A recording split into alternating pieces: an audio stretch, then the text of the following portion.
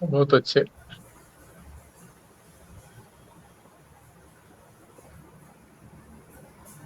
रहस्य का पिटारा, ये विषय जो है ये रहस्य का पिटारा है। बार बार खुलता है, फिर बंद हो जाता है। आज ये फाइनली खुलेगा और हमें फिर इसको खुला ही रहने देना है, बंद होने ही नहीं देना। तो 422 पृष्ठ पर जो अंतिम पंक्ति है, वहां से शुरू करते हैं।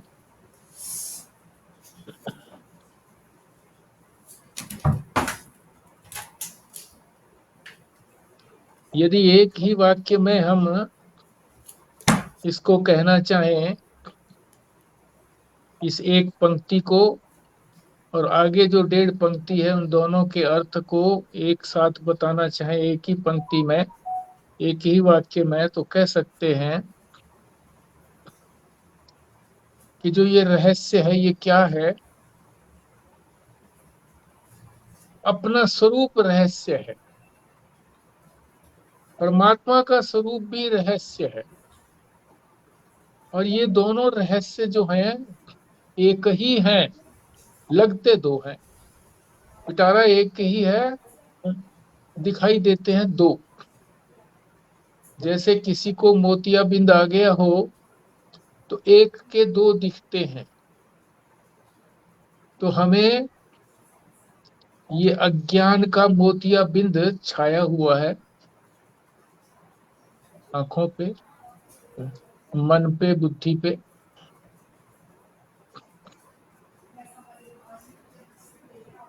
इसलिए दो दिखते हैं, आत्मा और परमात्मा है एक ही। आत्मा का मतलब मैं, परमात्मा का मतलब वो। मैं भी वही हूँ, वो भी मैं ही हूँ।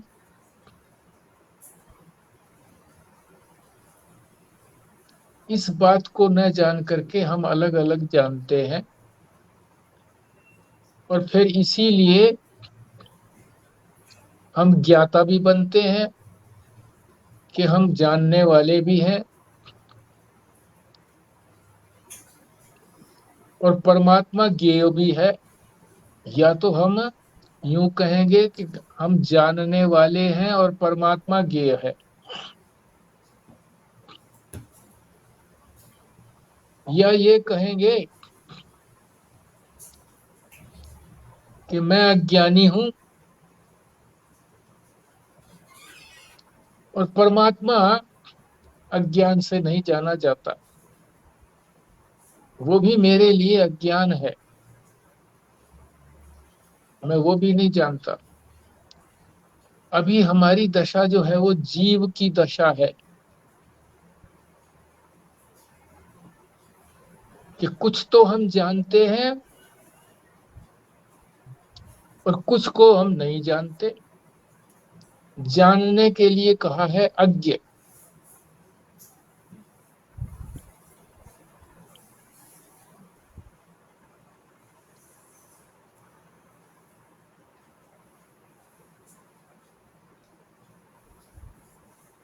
और नहीं जानने को कहा है अज्ञेय,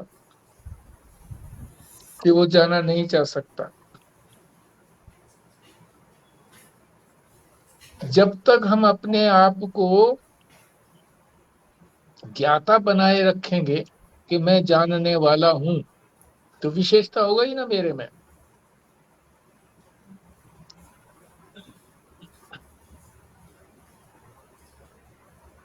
तो परमात्मा को ये भी कहोगे कि मैं उसको नहीं जानता, ये भी तो मेरा ही हो गया, मेरी ही तो विशेषता हो गई कि मैं जानता भी हूं और मैं नहीं भी जानता। सभी बातों में, संसार में भी इसी तरह से है, कुछ को जानता हूं, कुछ नहीं जानता।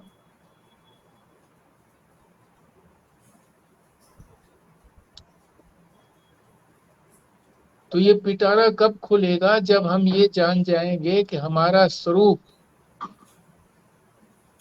विशेषता रहित है, कोई विशेषता इसमें नहीं है।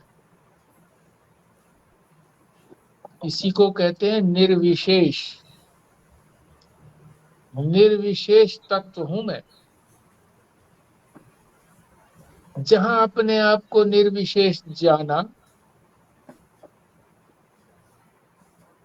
तो निर्विशेष ही तो ब्रह्म है। ब्रह्म में भी तो कोई विशेषता नहीं है, ईश्वर में विशेषता है। तो ईश्वर का भी स्वरूप तो ब्रह्म ही है, जीव का स्वरूप भी तो ब्रह्म ही है।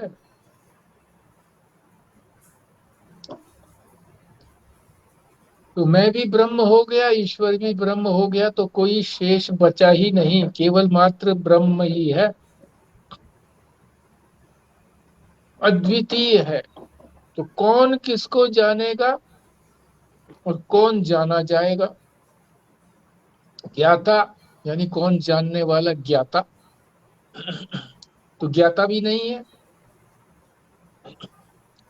और कोई चीज जानने को भी नहीं बची, क्योंकि जानने को बची होगी तो दो हो गए ना, एक जानने वाला और एक जानने की चीज बच गई, तो उसको जानेंगे। जब ब्रह्म हो गए, अद्वितीय है, ब्रह्म का मतलब अद्वितीय, व्यापक, वृहत। वृहत ब्रह्म का के लिए शब्द आया है वृहत, यानी व्यापक, यानी और कोई स्थान है ही नहीं दूसरे के लिए, वही वही है, व्यापक है तो अद्वितीय है, दूसरा है ही नहीं।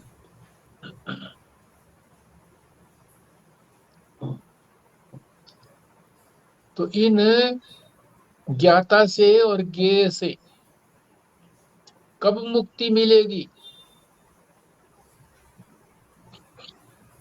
जब तक मैं ज्ञाता बना रहूंगा तब तक तो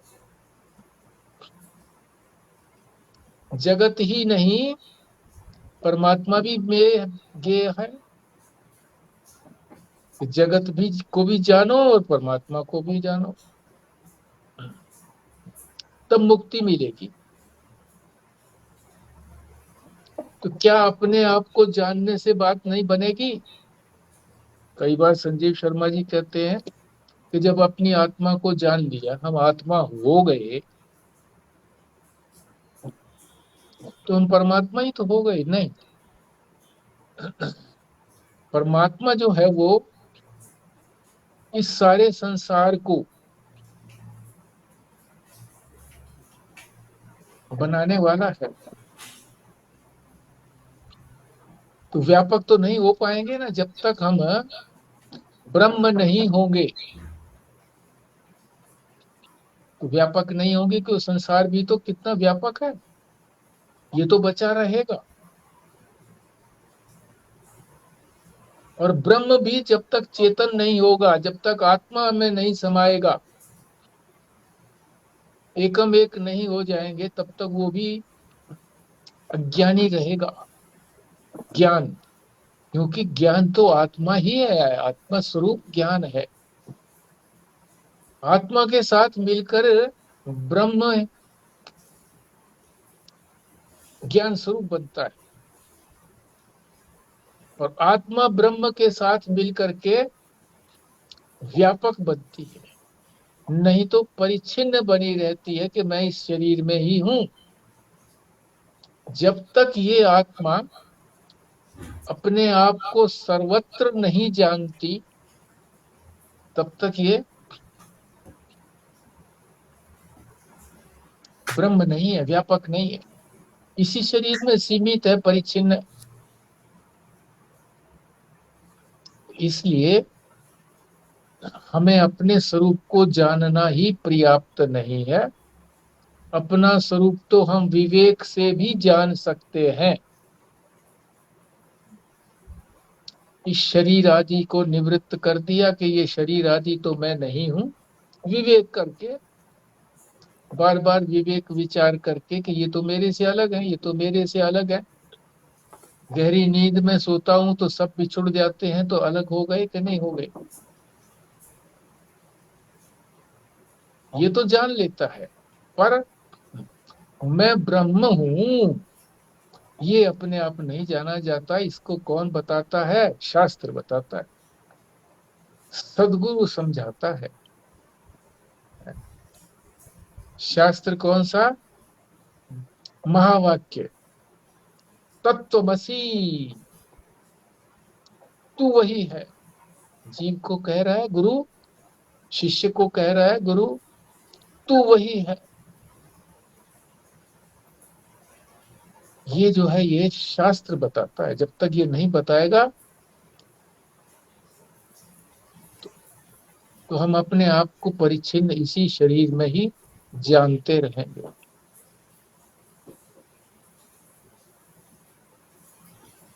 महाराज जी ने तो इतना ये दो पंक्तियों में तो नहीं विस्तार से बताया है, पर इसका तात्पर्य यही है।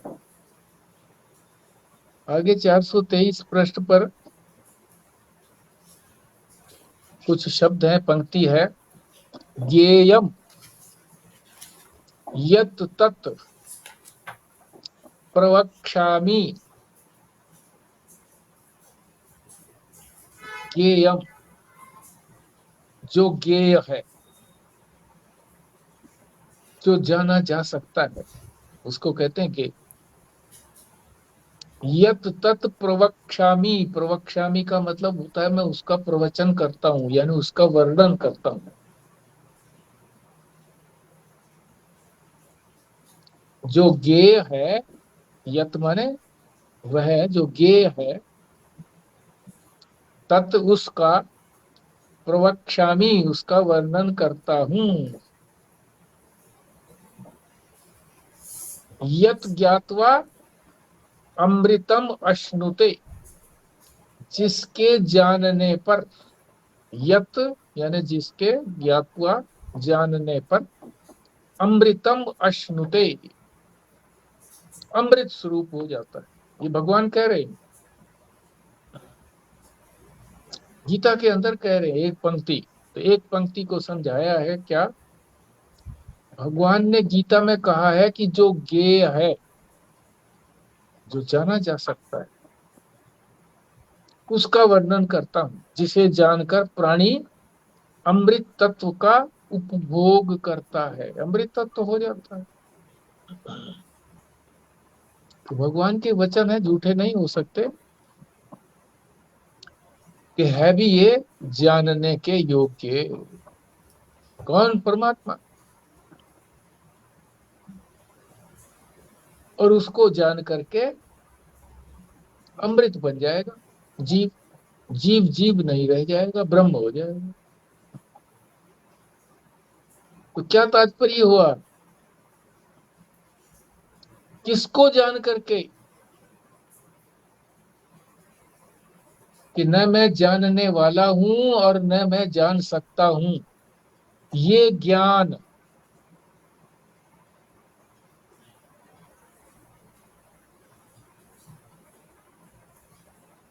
जब मुझे हो जाएगा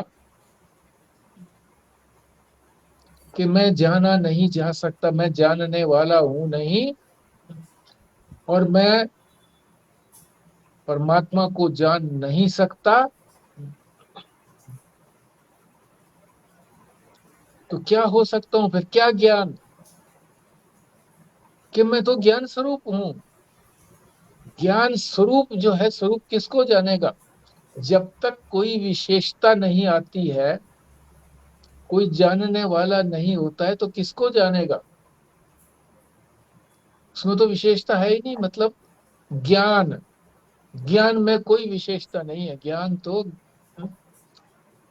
निर्विशेष है। तो विशेषता रहित जब तक मैं रहूंगा, तब तक मैं जीव बना रहूंगा, और तब तक मैं परमात्मा को भी बनाए रखूंगा। मैंने ही तो परमात्मा को बनाया है। एक ऐसी शक्ति है जो सब कुछ कर सकती है, सब कुछ जान सकती है, सबको नियंत्रित करती है, सब में अंदर आत्मा में बैठी है, जो मेरे में नहीं है। अपनी असमर्थता को जान करके किसी समर्थ की कल्पना करता है, और ये कल्पना जो है शास्त्र ने की है। और मैंने अपने अनुभव से जाना है इस बात को कि ये कल्पना तो ठीक है तो ये कल्पना ही, मगर ये सत्य प्रकट हो रही है, ईश्वर सत्य प्रकट हो रहा है। जैसे मुझे जीव सत्य प्रकट हो रहा है, ऐसे ही मुझे ईश्वर भी सत्य प्रकट हो रहा है। जब मैं अपने आप को जान लूंगा कि मैं तो ज्ञान स्वरूप हूं, तो जीव सच्चा नहीं रहेगा। और ये जान लूंगा कि ईश्वर भी ज्ञान स्वरूप है, वो भी ब्रह्म है, मैं भी ब्रह्म हूं, तो ईश्वर भी नहीं रहेगा, माया भी नहीं रहेगी उसकी। अभी तो माया के नियंत्रण में मैं हूं, जीव हूं, फिर माया का कोई नियंत्रण नहीं रहेगा। ज्ञान स्वरूप में, ज्ञानी में कोई नियंत्रण नहीं रहता माया का, माया उसके अधीन रहती है। ये गंभीर वाक्य है, आराम आराम से बोलने का प्रयत्न कर रहा हूं, फिर भी महाराज महेशानंद जी जिस प्रकार से और आराम से बोलते थे, ऐसा नहीं बोल पा रहा, क्योंकि ये भ्रम ना हो जाए श्रोताओं में कि भूल गया कुछ बात को, इसलिए धीरे धीरे याद करके बोल रहा हूं। चलो जो भी कुछ समझे, बाकी उनकी बोलने की शैली विलक्षण रही है, ऐसी किसी की नहीं रही है। और वो कहते भी थे कि कोई बात बोल दी और फिर उसके लिए ये कहा कि मेरा मतलब ये था, तो बोलनी ही नहीं चाहिए थी। सुधार किस लिए करना है, इसलिए सोच समझ करके बोलो।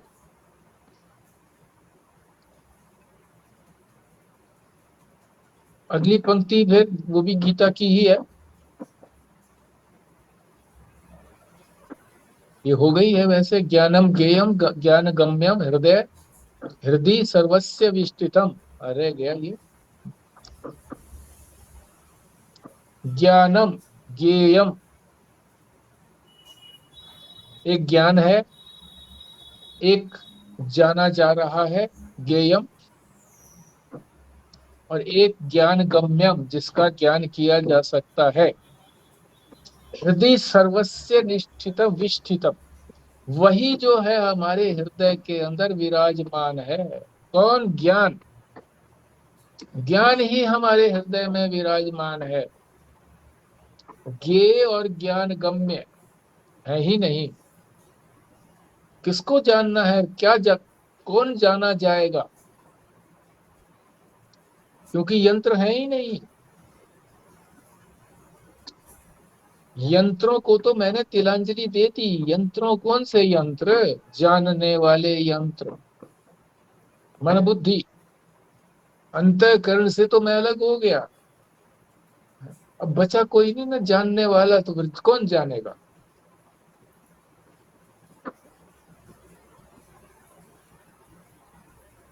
इसका सार मैंने जो समझा है उसको मैं बता देता हूं। यद्यपि वो सारे का ही सार समझ लेना आप। न वह का मतलब मैं, ब्रैकेट में रख लो। न वह यानी मैं ज्ञाता हूं, मैं जानने वाला भी नहीं हूं। न वह, वहां वह किस लिए आया? परमात्मा। न वह ज्ञेय है, और उसको जाना भी नहीं जा सकता। मैं ज्ञाता नहीं हूं, और ज्ञाता बन भी जाऊं तो उसको जान नहीं सकता। तो किसको जानूंगा? संसार को ही जानूंगा। वह मैं, तो वो मैं कैसा है? ज्ञान स्वरूप है, ज्ञान स्वरूप है, उसमें कोई विशेषता है ही नहीं। न वो ज्ञाता है, न जानने वाला है। जब जानने वाला है ही नहीं, वो यंत्रों से अलग हो गया है, तो किसको जानेगा? और वो परमात्मा जाना भी नहीं जा सकता, क्योंकि वो भी ज्ञान स्वरूप ही है। इसलिए ज्ञाता ज्ञान ज्ञेय, यह है त्रिपुटी। ये त्रिपुटी तो संसार के ज्ञान के लिए है। इसमें तो ये होता है कि कोई जानने वाला है, कोई चीज जानी जा रही है, और ज्ञान होने से ही जानी जा रही है। ये संसार का ज्ञान के लिए है। परमात्मा का ज्ञान जो है वो तो किसी अन्य का ज्ञान नहीं है, वो तो अपना ही ज्ञान है। परमात्मा का ज्ञान तो मैं रूप से होता है। ज्ञान हो गया क्या मतलब? मैं ब्रह्म हो गया। मैं रूप से जाना, ब्रह्म को अलग से नहीं जाना, ईश्वर को अलग से नहीं जाना, संसार को अलग से नहीं जाना कि वो अलग है मैं अलग हूं। वो चीज जानी जा रही है और मैं जान रहा हूं, ऐसे नहीं, बल्कि ज्ञान मात्र हूं, ये है सार। और वो ज्ञान मात्र जो है हमारे हृदय में विराजमान है।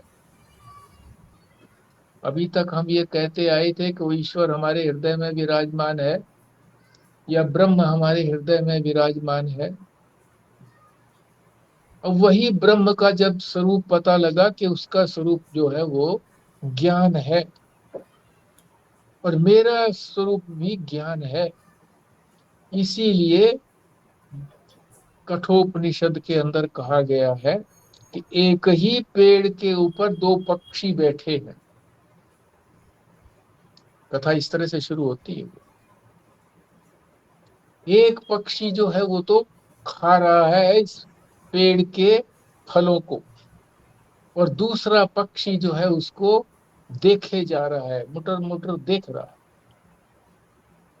तो जीव जो है वो तो कर्ता बनता है, फिर भोगता है। और ईश्वर न करता है न भोगता है, वो केवल देखता भर है, प्रकाश रूप से है बस। उसके खाने को देख भर रहा है कि कोई जीव खा रहा है। मतलब उनकी प्रेजेंस ही चाहिए एक्चुअली। बस प्रेजेंस चाहिए, ज्ञान की प्रेजेंस चाहिए, स्वरूप की प्रेजेंस चाहिए। ये जो त्रिपुटी है जब ये हट जाएगी तो ना तो ज्ञान रहेगा, ना जानने वाला रहेगा ज्ञाता, सिर्फ ज्ञेय रह जाएगा ना जिसको जाना है। नहीं नहीं, ज्ञाता और ज्ञेय चले जाएंगे, ज्ञान मात्र रहेगा। पर जहाँ तक हमें पहुँचना था वो तो रहेगा ना, जहाँ पे हम पहुँच गए जिसके साथ विलय हो गया, तो वो तो ज्ञेय था ना। नहीं, ज्ञेय नहीं था ना, ज्ञेय तो जाना ही नहीं जा सकता।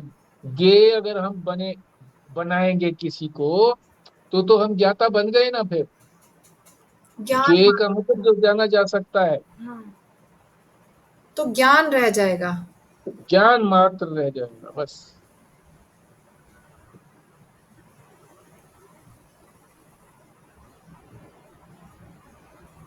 अब इसका तरकीब ये बता जो रहे, उपाय त्रिपुटी बता रहे। आपने कहा ना जी, त्रिपुटी कहा कि भी संसार के लिए ठीक है, बट ये परमात्मा के ज्ञान के लिए भी तो ये त्रिपुटी से तो जाना पड़ेगा ना जी। एक बात तो आपकी ये बात तो ठीक होगी कि भाई जो ज्ञाता है,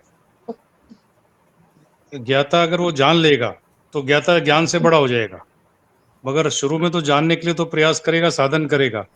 बट जब ज्ञेय हो जाएगा, ज्ञेय तो ब्रह्म है, परमात्मा है, तो ज्ञान जो है ज्ञान स्वरूप हो गया।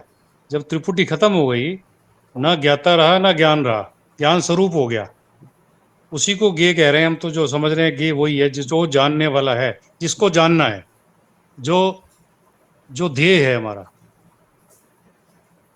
वही बात आपने कह दी जो स्वस्तिका ने कही कि ज्ञेय बचा रहेगा, ज्ञाता बचा रहेगा। यानी ज्ञेय का मतलब ये हो गया कि जो जाना जा सकता है, और ज्ञाता का मतलब होता है जो जानने वाला है। ये दोनों नहीं रहेंगे। क्या रहेगा? ज्ञान मात्र, ज्ञान रहेगा बस। वो कुछ न कर सकता है, न भोग सकता है, वो नपुंसक है, वो ब्रह्म है। ब्रह्म को नपुंसक इसीलिए कहा गया। यही तो ब्रह्म बनना है। सर्वज्ञ नहीं क्या जी? पहली भी बात आ रही थी अपने का, ब्रह्म सर्वज्ञ नहीं है, नहीं है, सब कुछ जानने वाला नहीं है ब्रह्म। नहीं है। बात हमारी ईश्वर है, बुद्धि में थोड़ी ब्रह्म नहीं ही। बैठ रही है। ओहो, आप ये बात को क्यों नहीं समझते कि ब्रह्म ही जब माया का रूप धारण करता है तो वो सर्वज्ञ भी है, सर्वशक्तिमान भी है, सर्वांतर्यामी भी है, सर्वनियंता भी है, सर्व कर्म फल भोगता भी है। सारी विशेषताएं उसमें आ जाती हैं। जब वो निर्विशेष हो जाता है, ये सारी चीजें मायावी हैं। हाँ, जब ये उसका माया स्वरूप से, तो निर्गुण और निराकार है। हाँ, ब्रह्म का स्वरूप। निरूप और निराकार, निराकार और निर्गुण, ये गुण हो गए सारे। उपाधि गुण का ही तो नहीं भेद हो, हुआ ना जी, उपाधि का ही है? तो भेद हुआ। किसका? उपाधि का ही तो भेद होता उपाधि का भेद है। हुआ ना जी। तो उपाधि तो ये हटाने की तो बात हो रही है, और क्या हो रहा है? साधना तो यही करनी है कि उपाधि को हटाओ बस। पहले चिमटे से आग का अंगारा पकड़ो, और उसको जहां लकड़ियों में या वहां रखना है अपने यज्ञ के भवन में, वहां रख दिया। फिर उस चिमटे को भी छोड़ दो। तो पहले तो ज्ञाता बनना है, अपने आप को ज्ञाता जानना है। और जानेगा कौन? हमारे ये यंत्र। और फिर जब इसने अपना काम कर लिया कि मैं भी नहीं हूं, और कोई चीज उठाने को भी नहीं है, चिमटा भी नहीं है, उठाने को भी नहीं है, तो अग्नि अग्नि ही है बस। किसको इसमें उठाऊंगा? हाँ अग्नि जी। कौन है, चिमटा कौन है, और मैं कौन हूँ जो ये ज्ञान ज्ञाता ज्ञेय में बात करें अगर? हाँ, ये तो ज्ञाता हो गया, चिमटा तो। चिमटा ज्ञाता हो गया। हाँ जी। अच्छा जी। और वो हो गई जो अग्नि उठाई जा रही है, वो होगी कि, और अग्नि जो प्रज्वलित होगी, जो सर्वत्र व्यापक है। अग्नि कोई अंगारे में ही थोड़ा ही है, अग्नि तो सर्वत्र व्यापक है। अग्नि तत्व सर्वत्र व्यापक है, वो तो सब जगह है ही है, पहले से ही है। जब उसमें कोई विशेषता आ जाती है तो उसको अंगारा बोल देते हैं। किचन में आ जाती है तो उसको आग बोल देते हैं। अग्नि मात्र तो सब जगह सब में है। पंचभूत जो है, पंचभूतों का ही तो एक अंग है ना अग्नि। पृथ्वी जल तेज, तेज माने अग्नि, पृथ्वी जल अग्नि वायु और आकाश। अग्नि सर्वत्र है।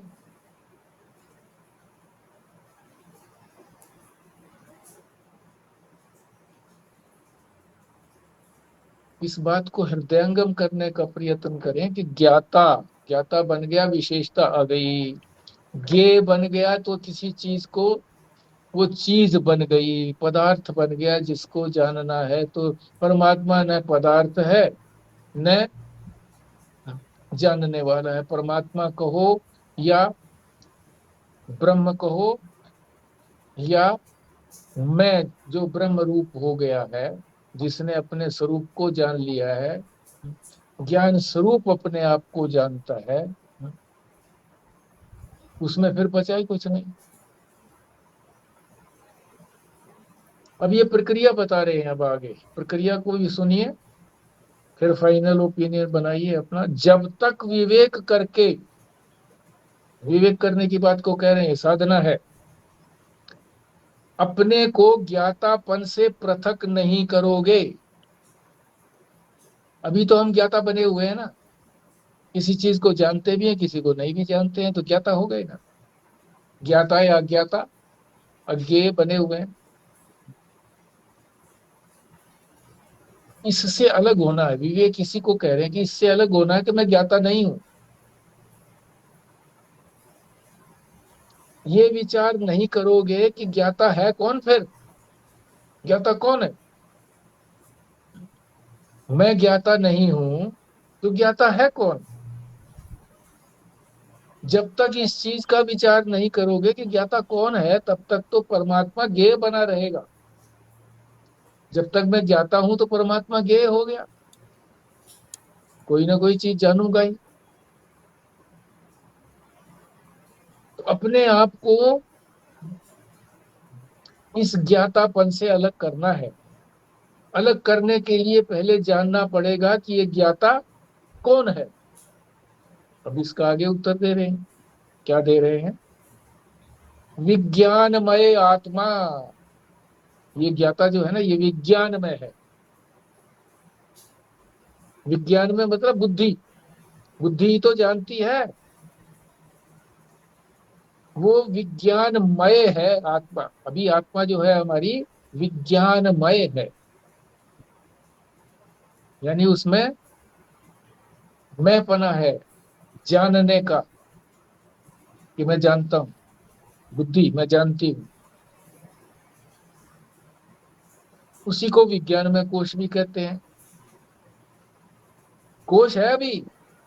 अभी आत्मा जो विज्ञान में कह रहा है अपने आप को, आत्मा का मतलब मैं जब तक अपने आप को विज्ञान में तक समझ रहा हूं कि मैं तो विज्ञान में हूं, तब तक ये कोश है। यानी तब तक मैं खोल के अंदर हूं, खोल के अंदर, खोल हूं। हाँ, ये परिचिन खोल है। पांच। परिचिन हूँ। हाँ। हम्म। परिचिन हूँ। परिचिन तो हो ही गया ना। जो चीज किसी के अंदर समाएगी तो छोटी होगी कि नहीं होगी? खोल के अंदर खोल में हूं। जैसे तलवार के ऊपर खोल चढ़े हुए हों पांच, तो ये पांच कोष जो है, कोष माने वही गुफाएं कह लो।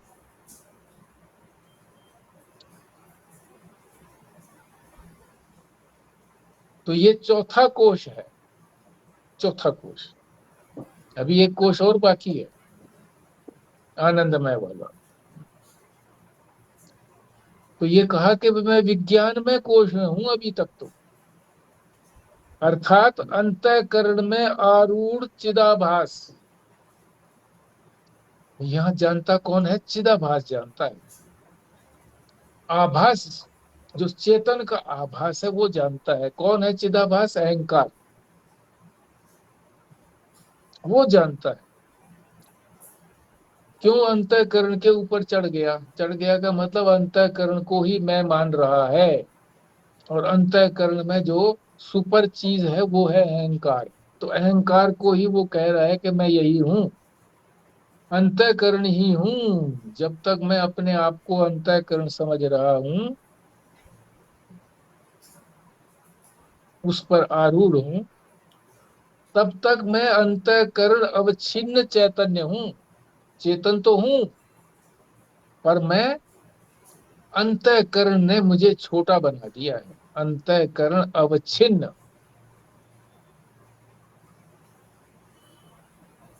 यानी अंतःकरण भी है। अंतःकरण के ऊपर मैं बैठा हूं तो अंतःकरण भी है।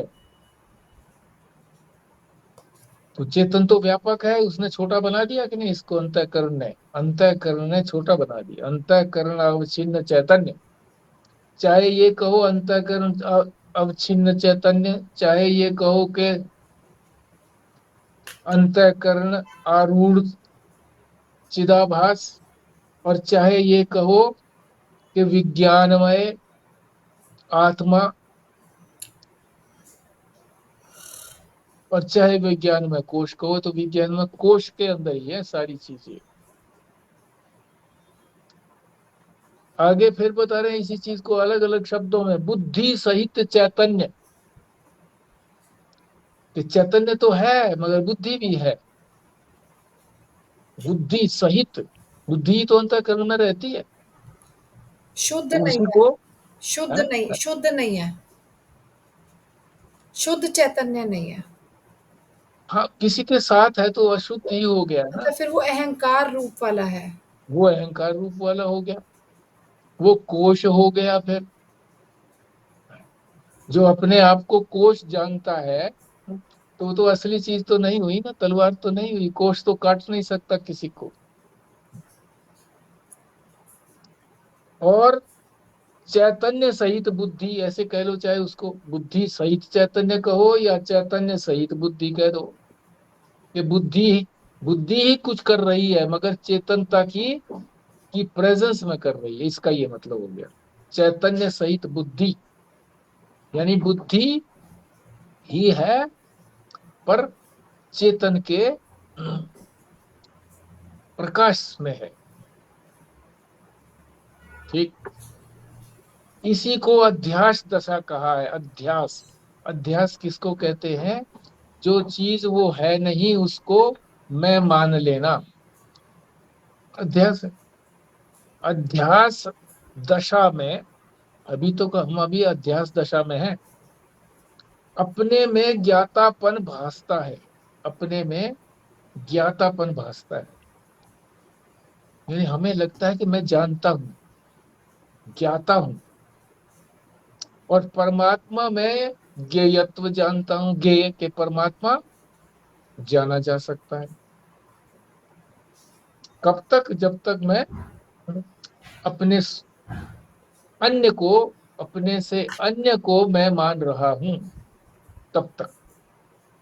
पहले ये विवेक करो कि मैं ज्ञाता नहीं हूं, ये साधना है कि मैं जानने वाला नहीं हूं।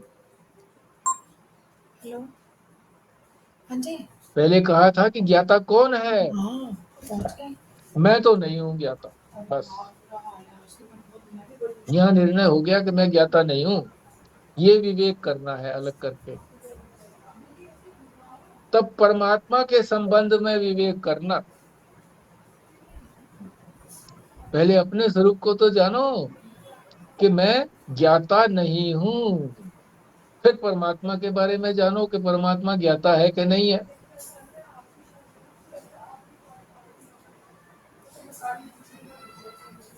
परमात्मा,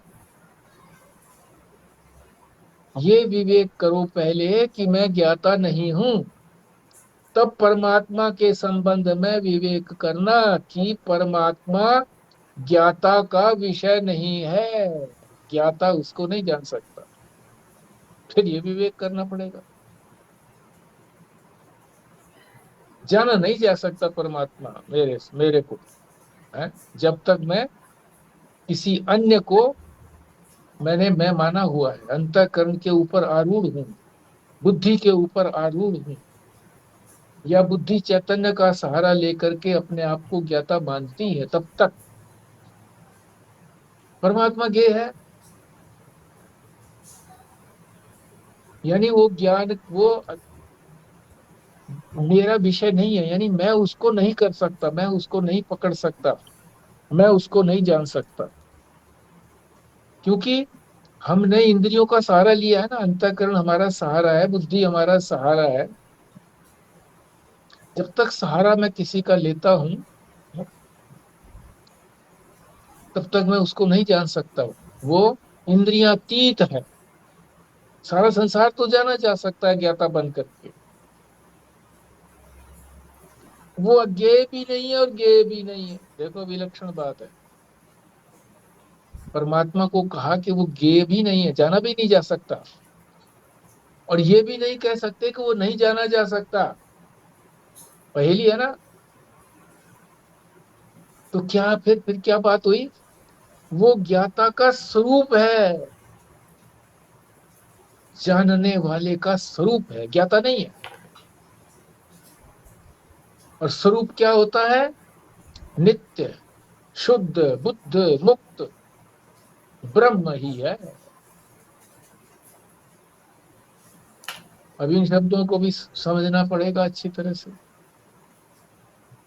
नित्य, हमेशा बना रहता हूं। शुद्ध, सनातन कह सकते हैं ना, जो हमेशा रहता है। हाँ सनातन का ही है।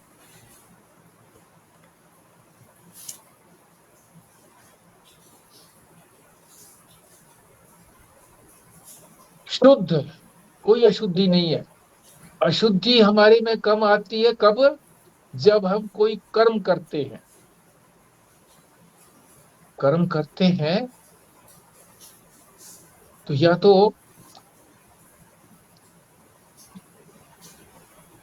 शास्त्र विहित कर्म करते हैं तो उससे पुण्य मिलता है, और अपने मन से कुछ कर्म करते हैं तो पाप होता है। पुण्य और पाप ये दोनों ही मल हैं।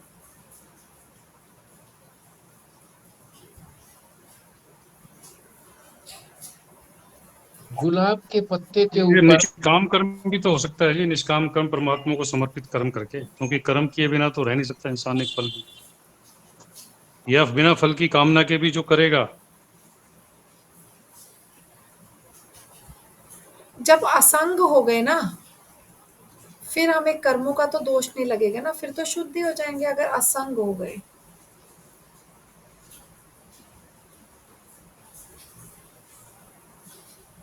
कर्म तो होता रहा ना, फिर भी निष्काम भी होता रहा तो कर्म तो होता रहा।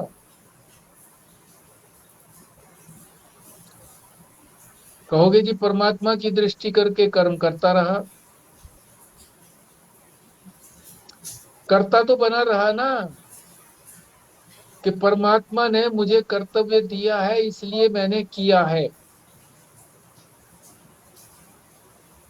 अब इसका फल जो भी कुछ होगा वो परमात्मा को मिले, मुझे तो चाहिए नहीं। फल की दृष्टि नहीं रखी ना, निष्काम का मतलब फल की दृष्टि नहीं रखी, पर कर्म तो किया,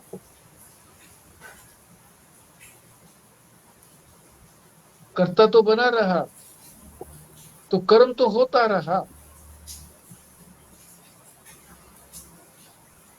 ये कर्म ही मल है, अपने आप को यही समझना है कि मैं कर्म कर सकता ही नहीं। कर्म करने वाले तो ये यंत्र है, मैं थोड़ी कर रहा हूं। निष्काम कर्म भी जो आप कह रहे हैं, निष्काम कर्म किया तो कर्म जो कि कर्म करने वाले भी यही है और कर्म छोड़ने वाले भी यही है। यंत्र ही तो है, मैंने अपने आप को तो अलग नहीं किया अभी तक। तो वो तो ज्ञान होने के बाद ही छूटा ना जी, कर्ता भोक्तापन तो तभी हाँ तो छूटेगा जब अभी ज्ञान हो जाएगा कि भाई मेरा, मैं तो अभी करता तो नहीं। अभी तो विवेक की ही बात चला रहे हैं वो। विवेक जब अंतिम चरण में पहुंचेगा तो फिर वो ना ज्ञाता रहेगा ना ज्ञेय रहेगा, केवल ज्ञान स्वरूप रहेगा, ज्ञान रहेगा। ज्ञान कहने के साथ उसके साथ स्वरूप भी लगा देते हैं, ज्ञान स्वरूप रहेगा। स्वरूप किसी के साथ जुड़ता नहीं है, और वो क्या है, नित्य हमेशा बना रहता है, शुद्ध है, कोई कर्म नहीं है, कर्म की लाग नहीं है। कर्म की ही लाग होती है। कर्मों की कोठरी में जो कोई जाए, एक लाग लागी है, लागी ही लागी है। ये कविता है किसी की एक की। काजल की कोठरी में। काजल की कोठी, ये तो काजल है। कर्म जो है ये काजल है। कितना ही सावधानी से चलो कोई ना कोई दाग लग ही जाएगा, कहीं ना कहीं। कहाँ तक बचाओ जब उसी कोठड़ी के अंदर है। बुद्ध मतलब ज्ञान स्वरूप, जानने वाला यहाँ भी नहीं है, बुद्ध ज्ञान स्वरूप।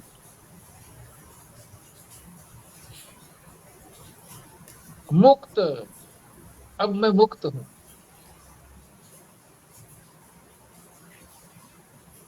अब मैं कोई बंधन में नहीं हूं, जन्म मरण के बंधन से छूट गया हूं, मुक्त हूं।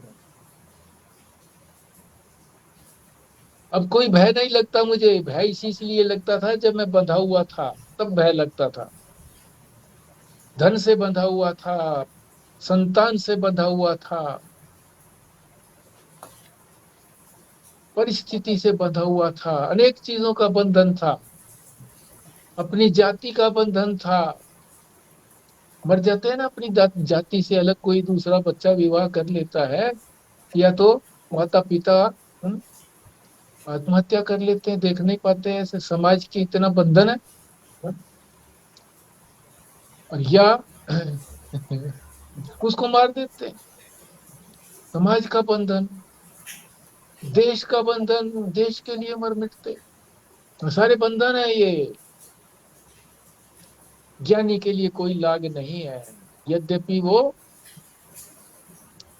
दूसरे गलत रास्ते पर ना चलें।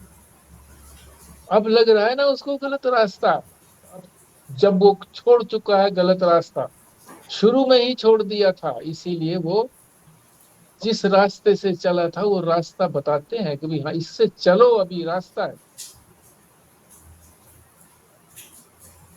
तो ये हमारा स्वरूप है, स्वरूप का वर्णन हो रहा है, ज्ञाता का स्वरूप है। अभी मैं ज्ञाता बना हुआ हूं तो मेरा स्वरूप है नित्य शुद्ध बुद्ध मुक्त ब्रह्म।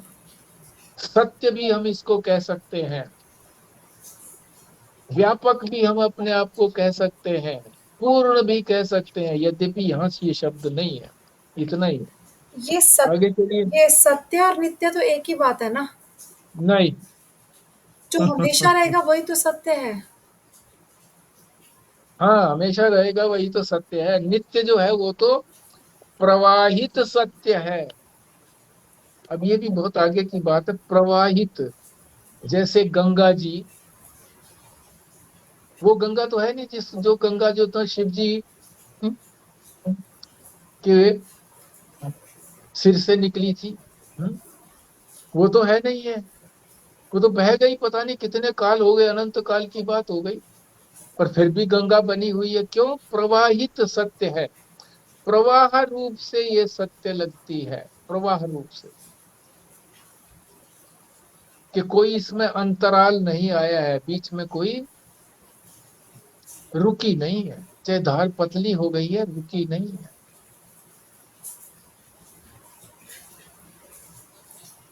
रोक सकता भी नहीं कोई, कहीं और से फूट निकलेगी अगर रोक भी दिया तो। बाढ़ आ जाएंगी, तूफान आ जाएंगे। ठीक, आगे चलिए। अब 424 पृष्ठ पर अंतिम पृष्ठ है ये भी नहीं, आज पूर्ण नहीं होगा, चलो कोई बात नहीं है। अब विवेक की बात बता रहे हैं महाराज जी। कई लोग ये विवेक कर लेते हैं। क्या विवेक कर लेते हैं? मैं ज्ञेय से, दृश्य से, साक्ष्य से पृथक हूं। ये तीनों एक ही समानार्थक शब्द हैं ये। ज्ञेय, ज्ञेय माने जो जाना जाता है,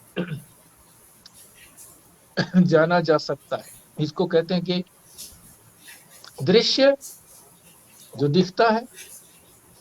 दृश्य को भी तो हम जान ही रहे हैं ना, अनुभव ही तो हो रहा है हमको देख करके कि ये दृश्य है, ये दिख रहा है, मैं देख रहा हूं।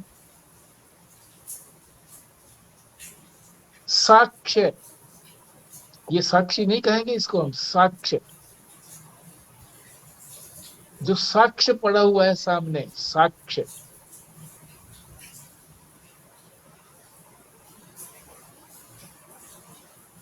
साक्षी जिससे देखता है, साक्षी जिससे, जिस से देखता है, कहिए, उसको साक्ष्य कहते हैं। जब तक इस साक्ष्य से भी मैं अपने आप को अलग नहीं कर लेता,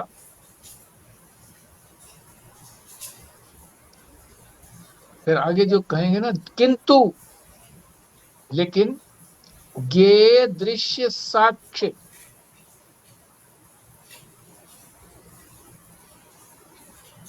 पहले तो ये अलग कर लिया मैंने अपने आप को। अब ये जो संजीव बार बार प्रश्न पूछते हैं उसी का ये समाधान आ रहा है, उसी समाधान को करके हम समाप्त करेंगे। विवेक कर लिया हमने जान करके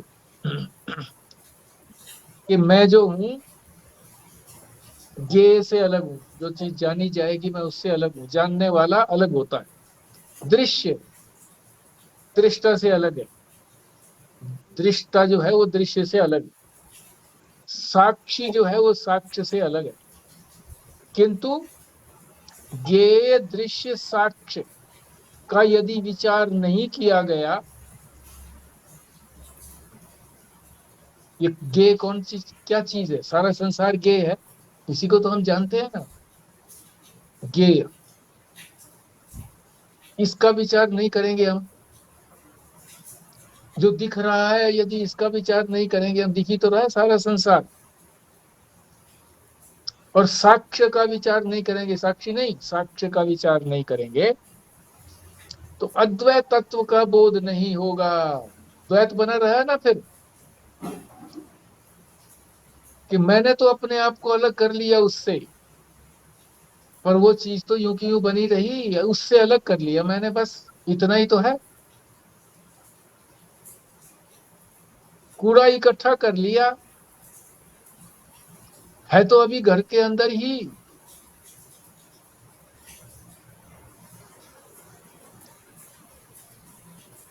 तो कूड़ा भी बना रहा, मैं भी बना रहा है?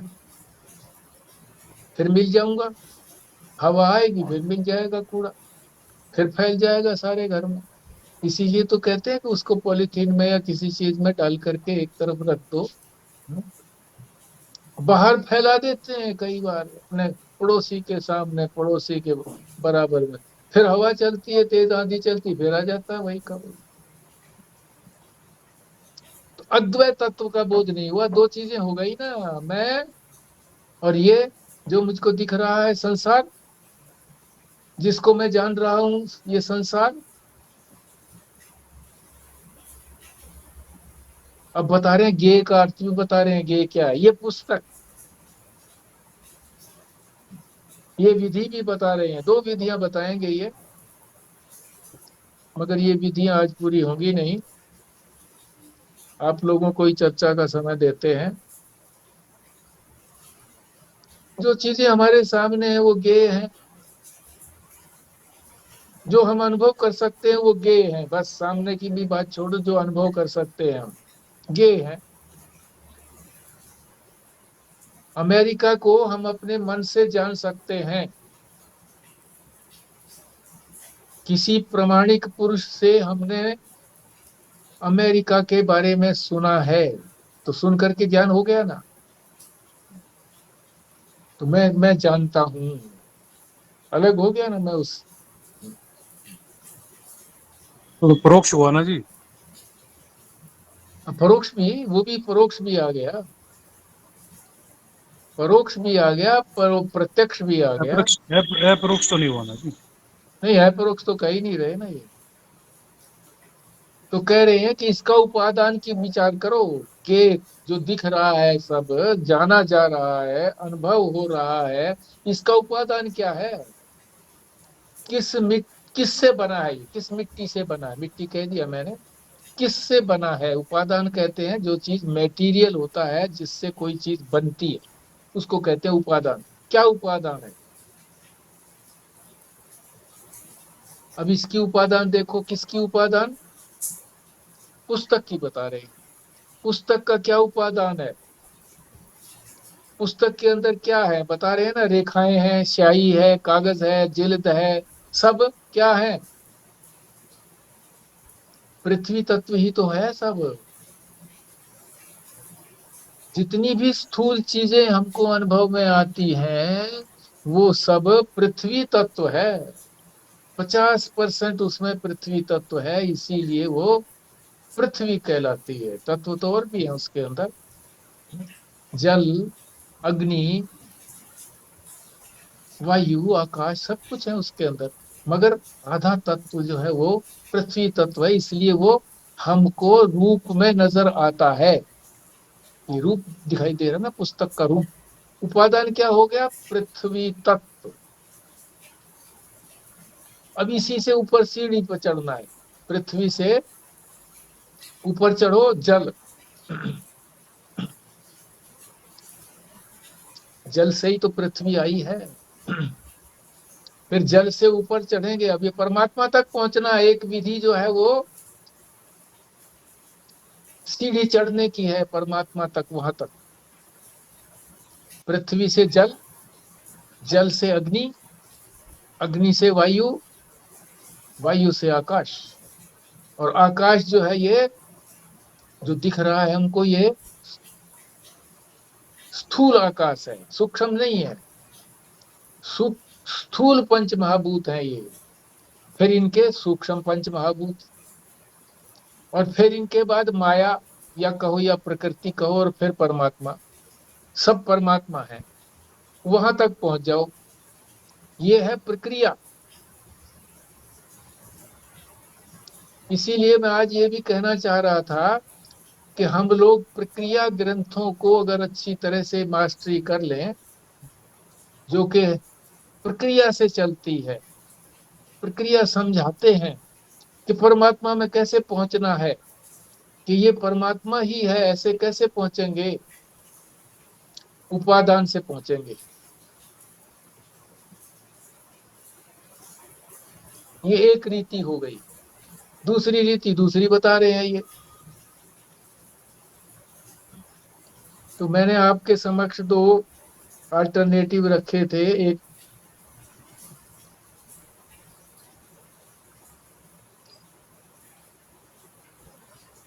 कौन सी गीता थी? अष्टावक्र गीता। अष्टावक्र ने कही थी जो गीता। एक तो वो अल्टरनेटिव रखा था, तो महिमा बताई थी उसकी। तो महिमा से ये लगा होगा कि ये बहुत, इसी को पढ़ेंगे हम, यही उत्तम है। ये अंतिम ग्रंथ है, प्रक्रिया नहीं है इसमें, अंतिम ग्रंथ है। अंतिम बात को समझना, जैसे अब हम समझ रहे हैं कई दिन से, इस स्वरूप को नहीं समझ में आ रहा है, अंतिम ग्रंथ है। और प्रक्रिया ग्रंथ जो आपके सामने रखा था,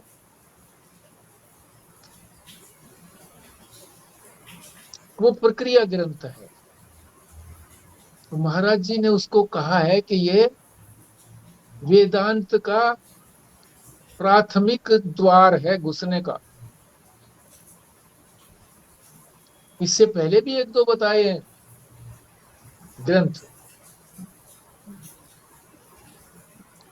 पर ये भी अंदर घुसने का द्वार है। जिन्होंने वेदांत को ठीक से नहीं समझा है अभी तक, तो प्रक्रिया से पहले प्रक्रिया को जानो, फिर प्रक्रिया से वहां तक पहुंचो।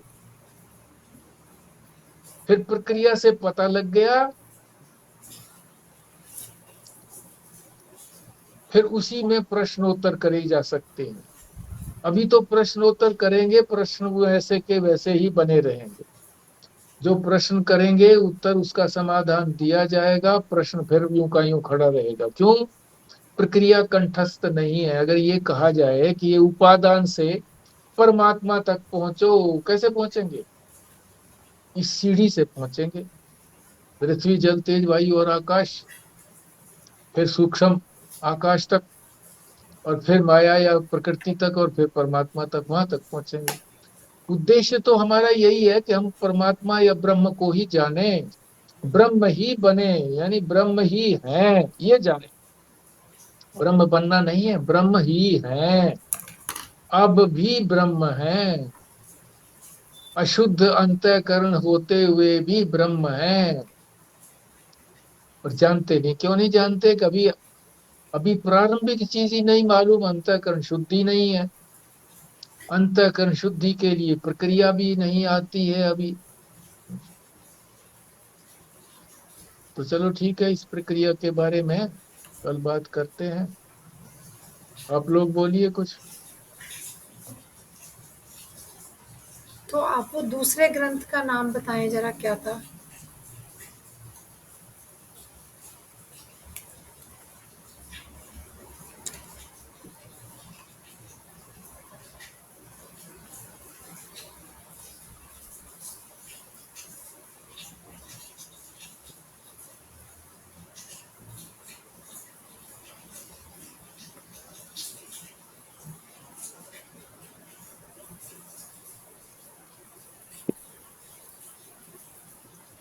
इस ग्रंथ का समर्थन महाराज जी ने किया है लघु वासुदेव मननम।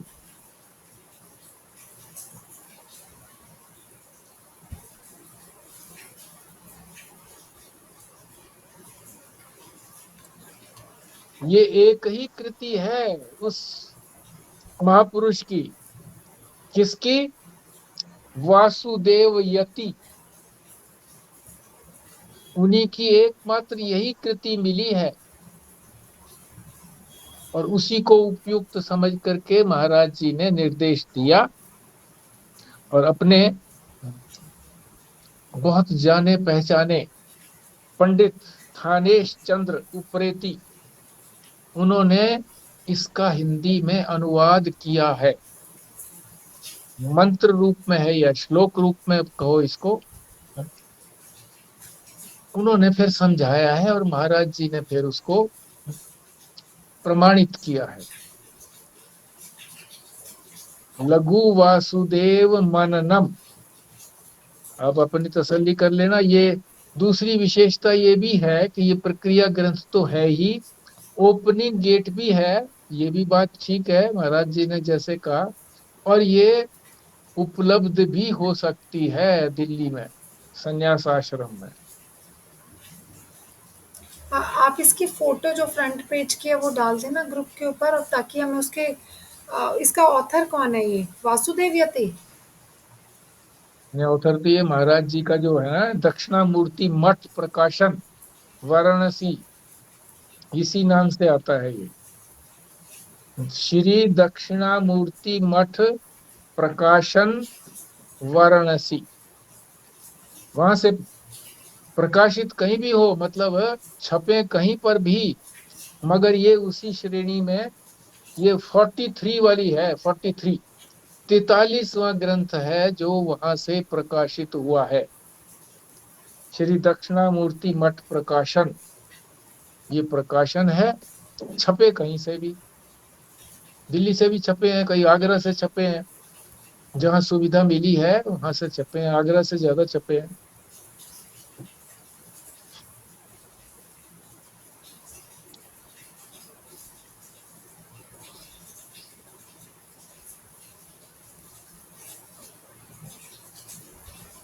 और ये महाराज जी ने पढ़ाई है, मैंने सुनी है, मैं गया था जब रहा था वहां पर, तो पढ़ा रहे थे वो, तो मैंने उनसे प्रार्थना की जी ग्रंथ तो है नहीं, तो ग्रंथ उन्होंने दिलवा दिया था।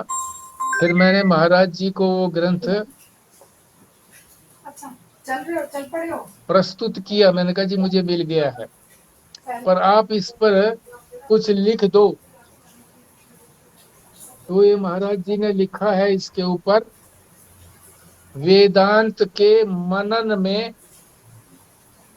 उपयुक्त दोनों का मनन करो, साशीर्वाद, महेशानंद गिरी। इसीलिए इसका नाम जो है वो लघु वासुदेव मननम, मनन करने लायक है, सुनो और मनन करो। ऑथर कौन हो गया? लघु वासुदेव, यानी जिसने ये श्लोक बनाए हैं। 150 पृष्ठ का है ये पुस्तक, दो पुस्तकों का कॉम्बिनेशन है। दूसरी पुस्तक जो है वो सिद्धांत बिंदु है, वो बड़ी एडवांस है। ये प्रारंभिक। हाँ, एक सजेशन था, आपके पास तो है ना ये पुस्तक? बिल्कुल। तो फिर आप इसका पीडीएफ बना के डाल दो, हमने जैसे ये वाला फोटोकॉपी कराया वैसे ही करवा लेंगे। अरे भैया, चलो मैं किसी को बोलूंगा भाई, मेरे को तो बनती बनाती है, बोल दूंगा। मैं बता दूंगी, आप भी बना सकते हो, हम्म, कोई टफ नहीं है पीडीएफ बनाना। चलो ठीक है, ये भी हो जाएगा फिर, अब तुमने कहा है तो। अजी बैठे बिठाए जैसे वो केबीसी में बोलती हो ना, जय हो केबीसी, अरे बैठे बिठाए मुझे तो मुफ्त में जो है ना हवाई जहाज की यात्रा मिल गई। अरे होटल में जहाँ कोई मेरे पति कभी जा ही नहीं सकते थे, तो बैठे बिठाए मिल गई। चलो ठीक है।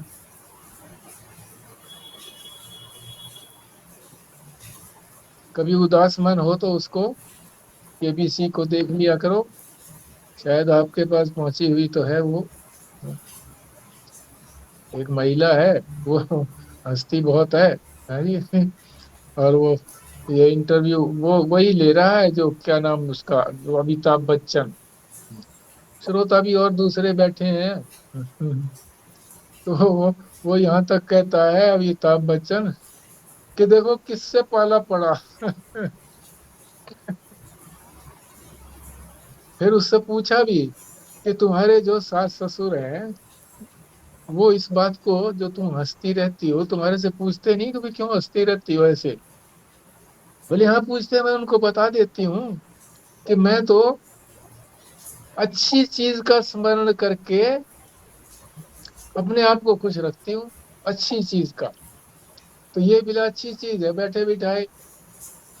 न मैंने इसकी तैयारी करी कि भाई उसके केबीसी वाले में मैं जाऊंगी, तैयारी लोग तैयारी करी है लोगों ने। हैं? मैंने तो कुछ नहीं किया है। तो आपने सुना भी होगा उसको। तो वो हंसने लायक है। तो कभी उदास हो तो उसको, भाई जिसको नहीं पता है इसका, जिसके पास नहीं है तो मैं भेज भी दूंगा।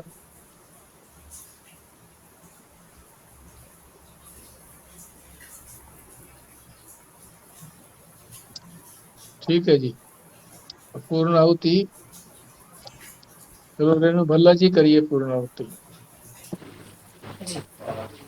ॐ पूर्णमदः पूर्णमिदं पूर्णात् पूर्णमुदच्यते पूर्णस्य पूर्णमादाय पूर्णमेवावशिष्यते। ॐ शान्ति शान्ति शान्ति। ॐ नारायण। नारायण। नारायण। नारायण।